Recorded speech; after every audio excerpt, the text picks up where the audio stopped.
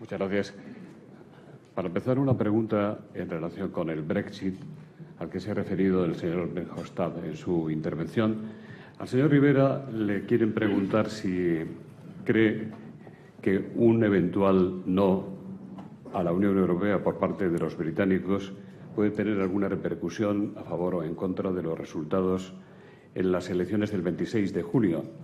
Y al señor Verhofstadt le quieren preguntar si él cree que en ese caso del no a Europa es inevitable un nuevo referéndum secesionista en Escocia, y eso, si en su opinión, puede tener un reflejo argumental en Cataluña. Contesto primero y después. Sí. Mire, yo creo que la política internacional y europea debería no influir en los resultados electorales, debería influir cada día en la política española, porque lo que pasa en Europa pasa en España. Lamentablemente, la política internacional europea tiene muy poco espacio en el debate político español. Incluso cuando algunos hacemos cosas nos critican, ¿no?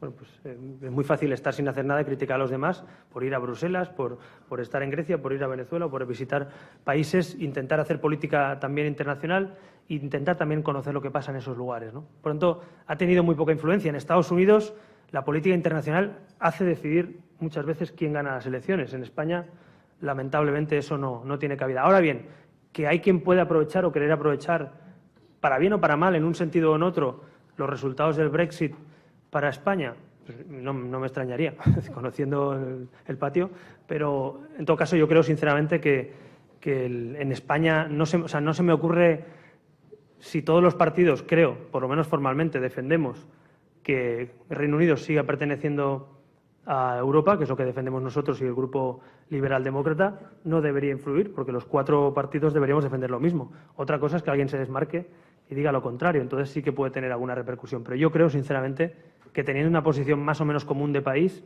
en ese referéndum, en ese resultado que todos deseamos, que es que se quede Reino Unido en Europa, no creo que tenga mucha influencia. Señor Verhofstadt. En cuanto a la pregunta, bueno, es posible que si saliera el no en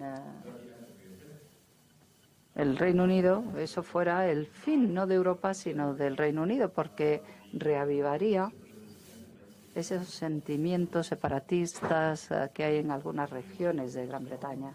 Escocia, por ejemplo, el gobierno escocés ya ha anunciado que podría haber un nuevo referéndum para la independencia de Escocia en caso de que se dijera no a Europa, porque la mayoría de los escoceses están a favor de Europa. Es realmente algo complicado, ¿no?, lo del referéndum en ese sentido. Y es un juego muy peligroso. Y algunos políticos en Inglaterra están jugando ahora con la posibilidad, ¿no? Bueno, dicho esto, yo creo que no hay que tener miedo del resultado del referéndum británico. El miedo es siempre mal consejero en política. Lo que hay que hacer es aprovecharse de ello, aprovechar el referéndum, y la ventaja de este referéndum es que permitirá hacer una serie de reformas en la Unión Europea, reformas que no se han llevado a cabo en la última década, que nunca se han abordado en la última década. Tenemos un euro, pero no tenemos un gobierno que apoye el euro. No tenemos un tesoro detrás del euro. No tenemos una política común. Bueno, tenemos Schengen, pero no tenemos un guardacostas o un sistema de fronteras único europeo. Yo creo que, por ejemplo, hay gente que dice, yo ya no participo del guardacostas americano. Eso lo puede decir un estado, California, puede decir, volvamos a la peseta española, que era una divisa que se utilizó en Estados Unidos hasta mediados del siglo XIX. Pues yo, o Oregón podría decir, yo no voy a participar del FBI. Y la gente diría, pero estos están locos, estos americanos. Pues así es como estamos gobernando Europa. Así que hagamos que funcione y utilicemos el Brexit y los resultados del Brexit para hacer esta reforma profunda. No puedo estar más de acuerdo con Guy en esto. Tenemos que aprovechar la crisis de Europa para volver a poner en marcha Europa. Y eso es algo que nosotros hemos defendido en Bruselas y defendemos en España, pero, como bien decía aquí, al final pasa un poco también lo que pasa aquí. El miedo nos puede hacer evitar las reformas. Y lo que tenemos que conseguir es que la crisis sea una oportunidad para reformar España. Yo creo que es exactamente lo mismo que pasa en Europa. Si somos capaces de aprovechar la crisis española, política, territorial, económica, para mejorar nuestro sistema, para reformarlo y para tomar nota, será una oportunidad. Si nos quedamos bloqueados, muertos de miedo, lo único que haremos es tener un gobierno frágil, tener unas instituciones frágiles que tarde o temprano acabarán sufriendo. En Europa pasa exactamente igual, más difícil todavía porque hay 28 países. Pero en todo caso, las recetas son parecidas, reforma, reforma y reforma, y sobre todo renovar el proyecto común en España y el proyecto común en Europa. Gracias. Gloria Mena, de La Sexta, dice: ¿qué le parece que Rajoy resuma la campaña como Rajoy contra los malos, en referencia a usted, Sánchez e Iglesias? Luis Negre dice: ¿es serio el mensaje de ángeles y demonios en quien todavía es presidente del Gobierno? ¿Le costará a Rajoy el Gobierno esa arrogancia y esa soberbia? Mire, yo no sé si somos buenos o malos, pero tengo aquí a la presidenta de la Comunidad de Madrid delante y los malos permitimos que gobierne el PP en la Comunidad de Madrid. O sea que es un poco extraño este tipo de política, voy a decirlo así suave. La verdad es que España se merece un presidente que no genere miedo, que genere ilusión. Que genere ilusión. Yo quiero, ahora lo digo no como político, como español, voy a intentar quitar el traje de candidato. Yo quiero un presidente de gobierno que nos genere ilusión. Quiero un gobierno que cuando le vea por la tele al presidente o al gobierno diga: este es mi gobierno. Y quiero a un gobierno que diga: vamos a cambiar las cosas, os hemos entendido el mensaje. Entonces, creo que estamos en otro tiempo, se agota este modelo, se agota este tiempo y la sociedad pide cambio y empuja, ¿no? Entonces, yo sinceramente creo y confío además que los españoles nos van a dar instrumentos a los que queremos cambiar las cosas y votos y escaños para poder cambiar las cosas, como se está haciendo ya en algunas comunidades autónomas y municipios donde somos decisivos. Pues yo quiero que eso llegue al Gobierno de España. Y para que llegue al Gobierno de España, pues en vez de llamarle malos o, como decía el señor Hernando ayer, ¿no?, que la Heidi con coleta, el veleta y no sé qué gracia, ¿ustedes creen que es normal? ¿Nos merecemos los españoles gobiernos de semejante naturaleza? ¿Nos ha caído alguna plaga bíblica para aguantar este tipo de comentarios? Yo creo que no. Yo creo que nos merecemos un gobierno que se parezca un poco más a la sociedad civil española. Yo me conformo con que el futuro Gobierno de España se asemeje a nuestras empresas, a nuestros jóvenes, a nuestros emprendedores, a nuestros funcionarios, a nuestros científicos, a nuestros deportistas, a nuestros artistas. Ese es el Gobierno que yo quiero para España. Carlos López Combarros nos envía esta pregunta: ¿cómo es posible que ninguno de los tres aspirantes de la presidencia del Gobierno en el debate de anteayer fuera capaz de replicar al señor Iglesias cuando éste puso el ejemplo, el buen ejemplo de la gestión de Podemos en las alcaldías de Madrid, Barcelona y Cádiz, que a muchos parece desastrosa, empezando por la ciudad de Madrid? Bueno, yo por un motivo muy simple, porque no me quedaba tiempo en el turno, porque si no, de hecho fui el único que le replicó a Iglesias. Rajoy ni nombró en todo el debate, ¿no? Es curioso. Yo hablé de los impuestos, hablé del modelo griego, hablé de la política económica. En fin, fui el único, de hecho, que intenté evidenciar que el modelo económico de Podemos no es la mejor receta para la economía española, ¿no? Y efectivamente, los datos de Madrid pues son preocupantes. Por primera vez durante mucho tiempo, en Madrid, en la ciudad, hay más paro que en la Comunidad de Madrid. Ese es el gran cambio, ese es el cambio a peor. Pero quiero un cambio a mejor, no a peor. De verdad, o sea, a mí me parece que el cambio no es el disparate. El cambio no es cambiar la cabalgata de los Reyes Magos, por favor. Eso no es un cambio, es un disparate. Entonces, vamos a dedicarnos a los problemas que tienen los españoles. Vamos a hablar de empleo, vamos a hablar de inversiones en España. Mire, aquí en Madrid, el otro día con la operación Chamartín, Renfe dice: si esto sigue así, me voy de Madrid, Renfe. Oiga, es que no hablamos aquí de multinacionales, ni de China, ni no. Renfe. Oiga, habrá que tomar nota. ¿Qué política económica está haciendo Podemos en sus ayuntamientos para ahuyentar a las inversiones o para que baje el empleo o, en este caso, que crezca el paro? En Barcelona, la política de la señora Colau es básicamente una cruzada contra todos los sectores turísticos, ferias, hostelería, restaurantes. Oiga, Si es que cierra una terraza vaya, cada minuto. Es decir, es no conocer Barcelona, es no conocer que la marca Barcelona es la marca turística más importante de España y de las más importantes de Europa. Esa cruzada frente a los ingresos de Barcelona, ¿a qué viene? O sea, yo creo que el sectarismo siempre es mala compañía, igual que el miedo. Y creo que el sectarismo que acompaña en algunas políticas a Podemos, pues les puede, nunca mejor dicho, y en este caso pueden porque gobiernan. Lo que me preocupa más de todo esto, se lo soy sinceramente, no es que Carmena haga esas cosas, no es que Colau lo haga, es que le apoya al Partido Socialista. Eso sí que es preocupante, porque ahí el Partido Socialista tiene que escoger o ser un partido socialdemócrata europeo o ser un partido que apoya el populismo. Y yo creo que el Partido Socialista está en una encrucijada y tiene que escoger qué quiere ser de mayor, si quiere ser. Y en este momento tiene que escoger si quiere gobiernos constitucionalistas o si quiere gobiernos con el populismo. Y yo creo, sinceramente, que el Partido Socialista es un partido necesario para la estabilidad y la gobernabilidad de España, lo es en muchas comunidades, lo es en muchos municipios, lo ha sido y lo puede ser en un gobierno de España, pero no con el populismo, no apuntalando gobiernos populistas, sino liderando una alternativa legítima, socialista, europea, que es lo que pasa en otros países europeos. José María Rivas, de Servimedia, le pregunta si cree usted que Pedro Sánchez debería reflexionar sobre su futuro si queda por detrás de Unidos Podemos el 26 de junio. Ángel Delgado le pregunta si cree que Sánchez debería dimitir en la noche electoral, como hizo Almunia, si quedara por debajo de Podemos, y si cree que la salida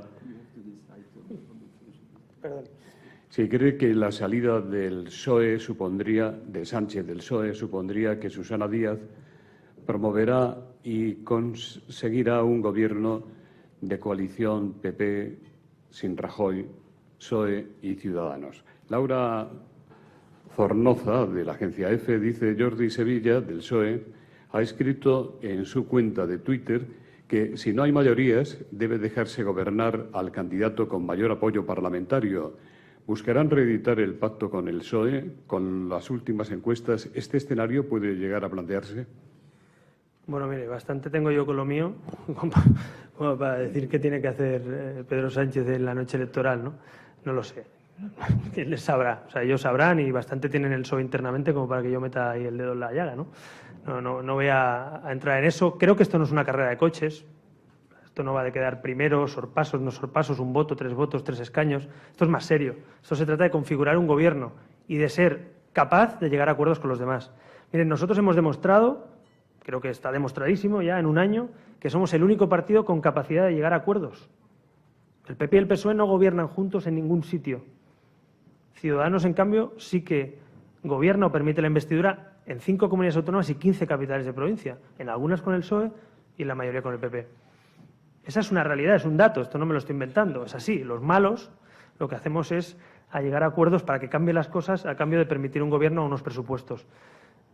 No ha ido tan mal, creo que no ha ido tan mal, francamente. Creo que es mucho mejor eso, no que el populismo llegue a los ayuntamientos del cambio a peor. Por lo tanto, creo que ese modelo, creo que algunos se equivocan convirtiendo a Ciudadanos en enemigo. Porque, ¿qué prefieren? ¿Que gobierne el populismo, los ayuntamientos y las comunidades autónomas que gobierna hoy el PP o el PSOE? ¿Eso es lo que quieren? Entonces yo, sinceramente, no entiendo esa lógica. Yo creo que es mucho mejor que un partido de centro, nuevo, con las manos libres, limpias, pueda llevar a cabo reformas y llegar a acuerdos con los demás. Y dentro de eso, todas las especulaciones de sumas o no, yo les digo que pasan siempre, en nuestro caso, por cambiar las cosas. Si va a haber un pacto PP-PSOE para no tocar una coma, no cambiar la ley electoral, ni la administración pública, ni llegar a un pacto por la educación, ni reformar el mercado laboral, ni luchar contra la corrupción, para eso no nos necesitan. Para eso no nos necesitan. Por tanto, si lo que quieren es que todo siga igual y que se apuntalen en la decadencia mutua, allá ellos. Pero yo creo que si nosotros somos decisivos y podemos garantizar un cambio en España a mejor, será mejor para el país. Así que, en ese sentido, legítimo es que el PSOE apoye al PP o el PP al PSOE. Es legítimo. Ahora, el tema no es con quién, sino para qué. El objetivo es qué queremos llegar a un pacto, de sillones o de reformas. Yo creo que el debate es el pacto de reformas, no un acuerdo de sillones. En lo segundo, en el pacto de reformas, podemos sentarnos a hablar. En el otro, en el apuntalar partidos y cuestiones internas de partido, ahí vamos a ser no solo poco útiles, es que no vamos a estar nunca, ¿no? Gemma Huesca, de Europa Press, Dice, ¿es inviable un pacto entre Ciudadanos y PP con Rajoy como líder de la formación? ¿O ha suavizado la postura y hay margen para el acuerdo tras el 26 de junio? Miguel Ángel López, si es posible, conteste con un sí o con un no. ¿Pactarán con el PP si los populares se niegan a renunciar a Rajoy como presidente? Segundo, Sanz, de Voz Populi, dice, anoche dio un no rotundo en El Hormiguero a pactar un gobierno de coalición con Rajoy. En ningún caso lo haría, incluso si el PP obtiene ahora más escaños que el 20 de diciembre. ¿Por qué unos días afloja usted el veto a Rajoy y otros días lo aprieta?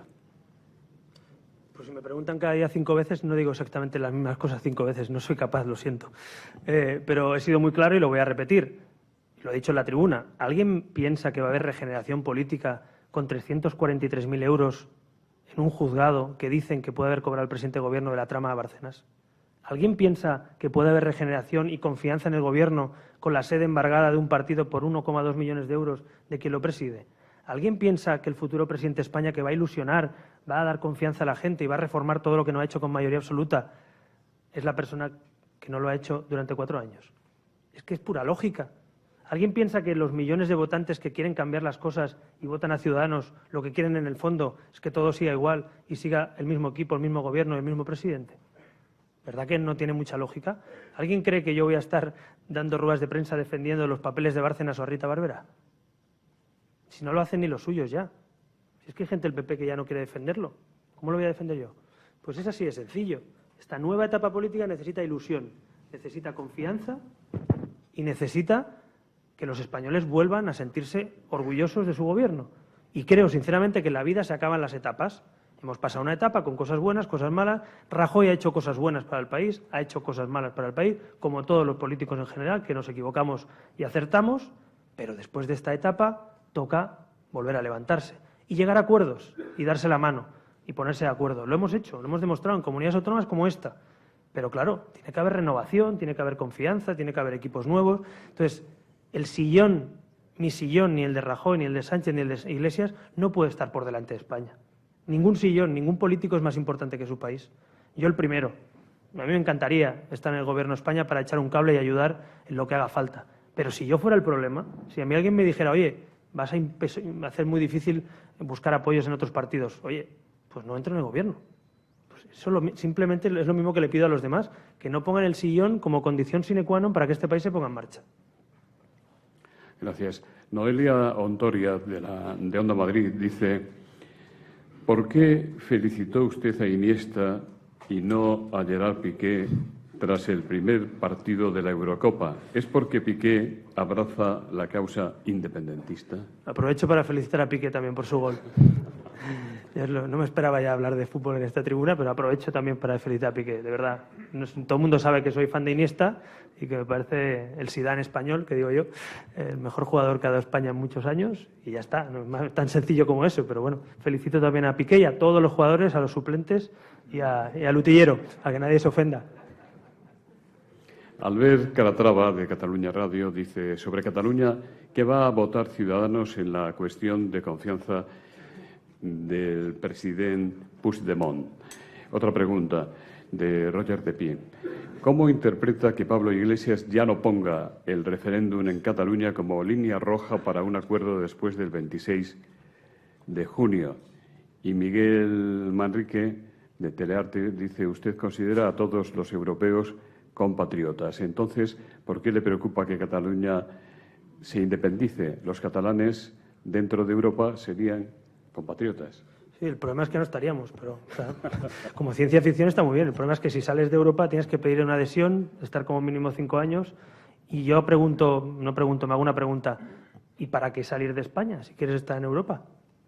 ¿No? Es decir, en la misma lógica, queremos salir de España para salir de Europa y luego volver a pedir la adhesión. Bueno, pues ya estamos en España y en Europa, lo que hay que hacer es reformar este país y participar de las decisiones comunes, ¿no? Yo, respecto a lo de Puigdemont, en fin, la respuesta es bastante clara, ¿no? Moción de confianza es que confías en el gobierno y yo no confío en un gobierno que quiere declarar la independencia. Por tanto, señor Puigdemont, yo se lo pedí el otro día, lo pedí en esas Arrimadas también y yo lo vuelvo a repetir aquí.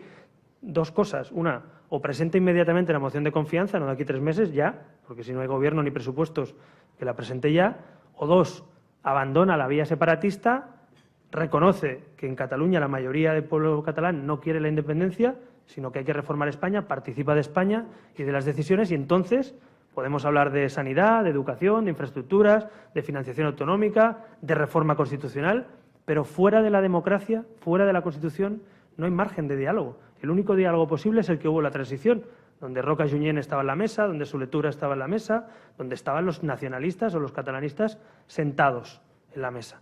Pero no podemos hablar de democracia fuera de la democracia. Así que yo le pido al señor Puigdemont que en lo que queda de estas semanas o decide presentar la moción de confianza, y lógicamente no tenemos ninguna confianza en ese gobierno, o reconoce que ese camino no va a ninguna parte, deja de dividir a la sociedad catalana en dos y nos ponemos a trabajar juntos para hablar de presupuestos, para hablar de economía, para hablar de empleo, de sanidad, de los temas que importan a los catalanes, a todos, no solo a los independentistas. Santiago Santos dice, usted no quiere privilegios. El concierto vasco y el régimen foral navarro son privilegios que deberían desaparecer. ¿Cree viable anular o reformar el cupo? Mire, lo he dicho muchas veces, lo he dicho en nuestro programa electoral. Vamos a un modelo de unificación fiscal, lo comentaba el presidente del Grupo ALDE, ¿no? El presidente del Grupo Parlamentario Liberal.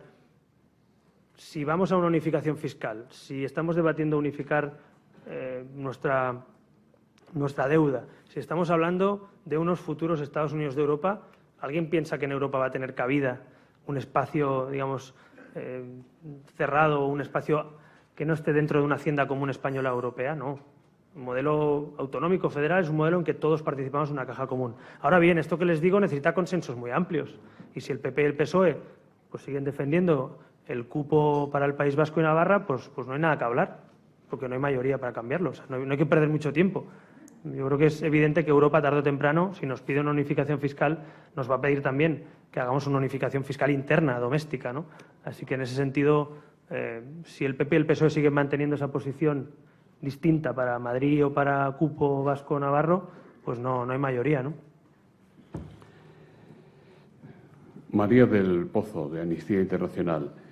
Los compromisos de España son una vergüenza en relación con los refugiados. ¿Se compromete a incrementar esos compromisos y, con calidad en la acogida, promoverá que no se devuelvan refugiados a Turquía?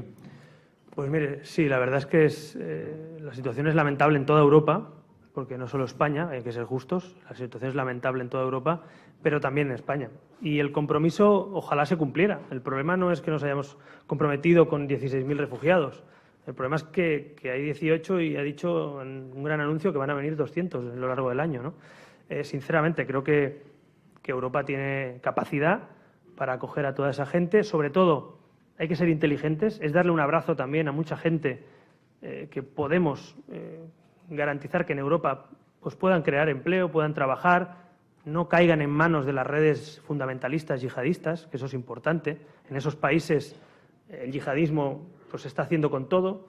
Yo he estado en Grecia hablando con refugiados y me explicaban que huyen ya no solo de las bombas, huyen de violaciones, de secuestros, de chantajes, de todo huyen.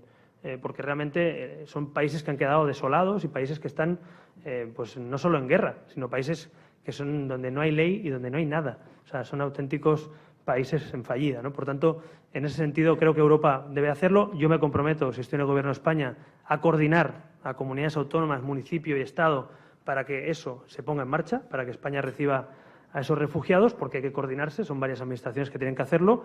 Y creo que también, como hablaba antes aquí, es fundamental una política común europea de asilo.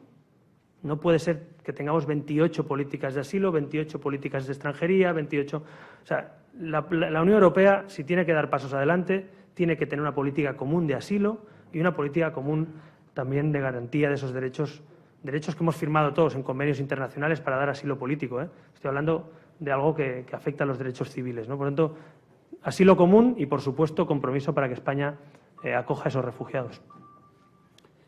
Luis Díaz le pregunta, ¿qué le parece que el fiscal vaya a pedir ahora que quede limpia la infanta en el caso Noos? El caso de Manos Limpias no es providencial y sospechoso. ¿No aumentará la duda en los españoles sobre que la justicia no es realmente igual para todos? Mire, yo en su día fui bastante críticos con el digamos, el vínculo de la Fiscalía a veces, ¿no?, con el Gobierno, con las instituciones. Yo solo pido una cosa, porque solo me falta meterme también a fiscal ahora, pero en principio, un principio fundamental, que todos seamos iguales ante la ley. La mejor garantía para que la gente confíe en la justicia es que todos seamos iguales ante la ley. Ni con exceso de castigo ni con exceso de benevolencia, porque tampoco tendría que ser así. Por tanto, en ese sentido, que la Fiscalía haga su trabajo, y yo, desde luego, es verdad que el escrito que vimos de la Fiscalía en su día pues parecía más un escrito de defensa que de acusación, pero en todo caso creo que el hecho de que haya ido la infanta a los tribunales, el hecho de que tengamos una justicia que pueda sentar en el banquillo a una infanta de España, pues también es algo que normaliza nuestra justicia, ¿no?, a pesar de todo. Con interferencias, seguro, con presiones, no somos tontos, ¿no? Sabemos el país que vivimos y la situación que vivimos y lo delicado que es el tema, pero yo estoy convencido que el hecho de que la infanta haya ido a ese juicio, sea cual sea la sentencia, ya es un ejemplo de que la igualdad ante la justicia que tiene que llegar, ¿no? Por tanto, no voy a hacer ni de juez, no voy a dictar sentencia, ni voy a hacer escritos de fiscalía, pero como político sí me comprometo a que este país algún día tenga una fiscalía que no la escoja el Gobierno, que la escoja una mayoría reforzada con mecanismos de independencia del poder político. Me parece que eso es lo fundamental. ¿Qué modelo de fiscalía queremos y qué modelo de nombramientos en el Tribunal Supremo o en el Tribunal Constitucional? El otro día el señor Rajoy decía que la independencia judicial funciona con un tiro, ¿no? Va fantástica. Yo creo que no. De hecho, en Europa, el Consejo de Europa ya nos ha tirado de las orejas 2 veces por la falta de independencia de nuestro Poder Judicial y de nuestra Fiscalía. El Consejo de Europa es el que vela por los derechos fundamentales. Así que yo no estoy tan satisfecho como el señor Rajoy de la independencia judicial. Creo que hay mucho por hacer, mucho que garantizar, y la lógica de repartir la justicia entre partidos políticos a mí no me gusta. Yo prefiero que sean los jueces los que preponderen la decisión a la hora de escoger a sus órganos, y también la Fiscalía tenga una mayoría reforzada que le dé independencia del poder político y de las legislaturas políticas. Marta Pastor, directora de Ellas Pueden, de Radio Nacional de España, dice: ¿cree usted que en un debate tan importante como el que fue a 4 para los electores, el de lunes, se puede dejar en blanco la casilla de la violencia de género? Le dejo un dato. La violencia de género ha matado a 846 mujeres desde 2003. En 2015 se registraron más de 300 denuncias cada día. Pues no, la verdad que no tiene sentido, y es verdad que ninguno de los bloques hablaba de violencia de género, que es un tema fundamental, ni de violencia intrafamiliar, ni de muchas otras cosas. No hablamos de energía, no se habló de agricultura, no había un bloque para cultura.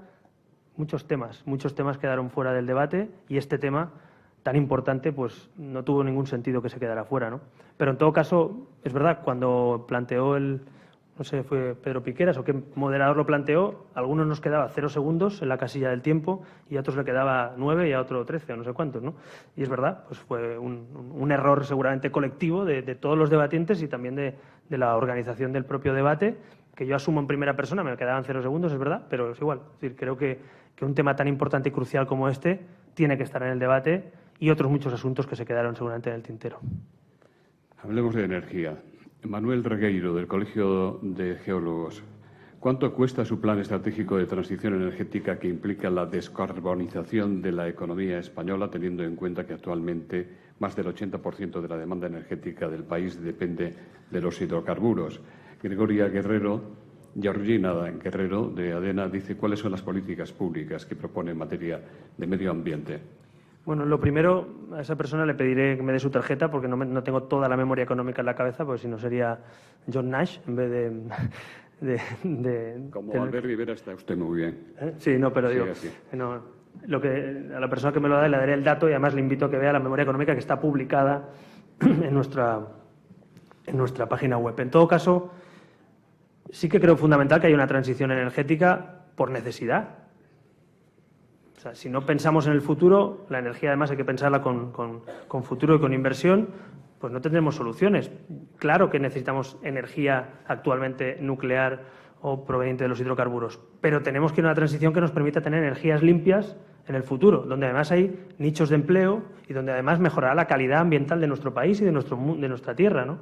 Entonces, yo no creo en la dicotomía de tener que escoger entre un modelo energético, digamos, actual y un modelo de futuro. Es que hay que empezar a hacer el futuro ya, y si no apostamos por la innovación y el I+D+I, pues va a ser muy complicado que tengamos energía limpia a un nivel económico sostenible. Así que hay que empezar ya. De hecho, ya han empezado muchas empresas. El otro día estuve en una empresa agrícola que tenían biogás, pero claro, en España era la primera planta de biogás, en Alemania hay 10.000. Claro, y aquí al biogás, ¿qué le ponemos? El impuesto de hidrocarburos, el impuesto de generación eléctrica y el impuesto al sol. Claro, es que es imposible que te salgan los números con 3 impuestos sobre la misma energía limpia, ¿no? Así que yo sé que sobre el tema energético hay tantos informes como empresas energéticas. Básicamente hay tantos informes técnicos como intereses y lobbies. Pero, sinceramente, creo que debemos aparcar los intereses de lobby para poner encima los intereses de país. Y para mí es fundamental que este país empiece a apostar por el futuro, con energías limpias, donde España pueda ser competitiva. No somos competitivos a lo mejor en energía nuclear porque además le compramos a otros países y a lo mejor en hidrocarburos pues tenemos también la limitación que tenemos, ¿no? Así que hay que hacer un mix energético, pero apostando claramente por energías limpias que nos permitan tener un mejor medio ambiente y que nos permitan también el autoconsumo. El 40% de esa empresa que visité el otro día de su consumo energético es de su planta de biogás y encima reutilizan los residuos y no contaminan. Bueno, pues eso es un valor, no sé si es tangible o intangible, pero para mí es importante como líder político. Y eso no se pone en valor. Hay quien dice, no se puede invertir en I+D+I o hay que ponerle un impuesto al sol porque tienen que utilizar la red. Oiga, pero es que a quien no contamina hay que darle premio y a quien contamina hay que darle castigo. Es así, porque es que si no este mundo va a ser imposible en un futuro. Así que yo creo una política fiscal que premie y que no cargue más todavía sobre la política que no contamina. Y sobre la política legítima energética que también necesitamos, pues que paguen sus impuestos y que sea compatible. Pero a mí me parece que no podemos seguir pensando que no hay que mirar hacia el futuro. Respecto al medio ambiente, pues bueno, lo que ya he comentado alguna cosa, políticas fiscales que premien a los que contaminan menos y políticas fiscales que castiguen también a quien contamina más. Es la única manera, dentro de la libertad, dentro de que cada uno pueda organizarse, la única manera de que el Estado pueda premiar o castigar determinado tipo de comportamientos o de actitudes que afectan al medio ambiente. No podemos convertir el medio ambiente en un tema ideológico. El medio ambiente es un tema transversal. Y para una generación como la nuestra ya, y nuestros hijos todavía más, mucho más concienciados que nosotros, tenemos los líderes políticos la obligación de hacer una política medioambiental transversal, como lo hacen en Alemania o en otros países donde el medio ambiente no es de izquierdas, de centro o de derecha, es de todos. Y creo que en eso tenemos que ponernos las pilas también, porque a veces se ha hecho una política desastrosa de primar o no primar un tipo de energía, destrozando el mercado, destrozando la seguridad jurídica para muchos inversores y cargándonos, en definitiva, un plan energético que se tiene que poner en marcha. Imán Ouenzar, de Radio Exterior de España, dice: ¿se plantea usted un viaje a Al-Ayun para defender los derechos humanos y cívicos de los saharauis? El territorio sigue siendo no autónomo y la responsabilidad española está vigente. Bueno, pues si tuviéramos una invitación y nos hicieran una propuesta, lo haríamos. Pero en este caso, como lo hice también cuando me invitaron a esos campamentos en Grecia, cuando la Asamblea venezolana me invitó a intervenir, claro que sí, nos tenemos que preocupar de lo que pasa y el derecho a autodeterminación nosotros lo defendemos. De hecho, está en la Carta de la ONU y lo defendemos. Por tanto, en ese sentido, estamos a favor de ese derecho a autodeterminación. En las resoluciones de la ONU creo que está claro en qué condiciones se puede dar ese referéndum y nosotros al pueblo saharaui le tenemos en cuenta. De hecho, también nos hemos reunido con entidades aquí en España y le hemos dado apoyo. Fernando Jáuregui, de Diario Crítico, dice: si se cumplen los peores augurios y seguimos como en diciembre, ¿ve factible que, surgido de la sociedad civil y propuesto por Su Majestad el Rey, tengamos a un independentista al frente de un gobierno de concentración durante una legislatura abreviada?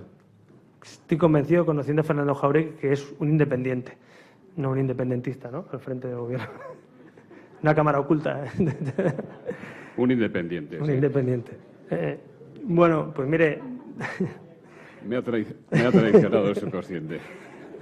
Nosotros, me acuerdo que antes de llegar a la cita electoral, planteamos no un independiente, porque no tiene por qué ser independiente, pero sí una persona de consenso.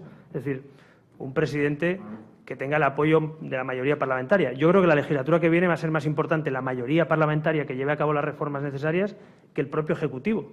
O sea, tendremos que ir a una mayoría que gobierne y que el Ejecutivo ejecute lo que dice la mayoría. Esa fue la lógica de la coalición en Alemania y esas han sido las lógicas de las coaliciones amplias que han reformado un país. Así que esa es una solución que no es la idónea no es esa, pero desde luego, antes que repetir elecciones por tercera vez, seguro que habrá que buscar soluciones. Si el pacto antisillones que yo propongo lo firmamos todos, eso será más fácil. Si los 4 líderes políticos principales en esta campaña firmamos un acuerdo para que ninguno de nosotros sea un impedimento para formar gobierno, si eso lo firmara Rajoy, Sánchez o Iglesias y yo ya lo he firmado, lo propongo, pues seguramente España seguro que no tiene terceras elecciones. Ahora, si a alguien se le ocurre decir mi sillón es mi tesoro y mi sillón no se toca y o soy yo o nadie, pues entonces España puede volver a quedar bloqueada. Pero yo confío que el sentido de Estado de todos nosotros, aunque sea a la segunda, espero que no a la tercera, sea la vencida, ¿no? Alicia López, de la agencia EFE, ya vamos terminando. Dice, uno de los posibles escenarios del 26J es que el PP, con Rajoy, necesite el apoyo de Ciudadanos para gobernar. ¿Contempla la abstención si de ello dependiera que no gobierne Podemos? Guillermo Lerma, de la cadena SER, ¿cuál sería la primera cartera que pediría a usted si tras el 26 de junio consigue llegar a un acuerdo de gobierno? Bueno, en cuanto a lo primero, por seguir con las quinielas, y ya creo que he contestado ya varias veces a esta pregunta, pero en todo caso, nosotros hemos dicho, si hay renovación, si hay regeneración, si hay una apuesta de futuro para este país, nos sentaremos en la mesa con quien apueste por el futuro. Si queremos que todo siga igual, pues no pasa nada, estaremos en la oposición y, oye, si el Partido Socialista y el PP se ponen de acuerdo, no hace falta Ciudadanos, seguro que suman escaños suficientes, entonces no hace falta. Y respecto al tema de carteras, pues mire, nuestra característica principal no ha sido precisamente pedir carteras ministeriales, eso se lo dejo a Pablo Iglesias, que lo hace muy bien en las ruedas de prensa, con el CNI. Casi todas, él las pide casi todas. Sí, las pide. Ahora le ha dicho que le va a dejar ser ministro a Pedro Sánchez también. Sí, es muy generoso y muy humilde. En todo caso, no tenemos contempladas carteras ministeriales ni peticiones. Eso es algo que se da si uno se toma la decisión de formar parte de un gobierno y se negocia. Y se negocia, evidentemente, pensando más en el bien del país y no en los puestecitos o en los sillones, ¿no? Pero sí que es verdad que hay algunos aspectos fundamentales de nuestra política que sin dudas van a ser clave, ¿no? La educación, la economía, el modelo productivo español, esos grandes cambios que queremos hacer, esos ejes fundamentales, no es porque vayamos a pedir carteras, pero sí queremos que se haga lo que nosotros nos gustaría hacer, es decir, el cambio en el modelo productivo español, el pacto por la educación, como he dicho antes, las reformas de autónomos, del mercado laboral, todas estas modernizaciones de nuestro país van a ser necesarias y nosotros, si formamos parte de algún gobierno, lo haremos para que este país cambie y para que este país se ponga en marcha y para que este país mejore. Así que ese es nuestro objetivo, no tener una cartera ministerial o pedir secretarías de Estado, no forma parte de la prioridad. Muchas gracias, perdón por el retraso, merecía la pena, en mi opinión. En nombre de don Ángel Mateos, que representa a BT como patrocinador, de don Juan Lasala, de Red Eléctrica de España, el doctor Luis Ortiz, de Asisa, va a despedir el acto.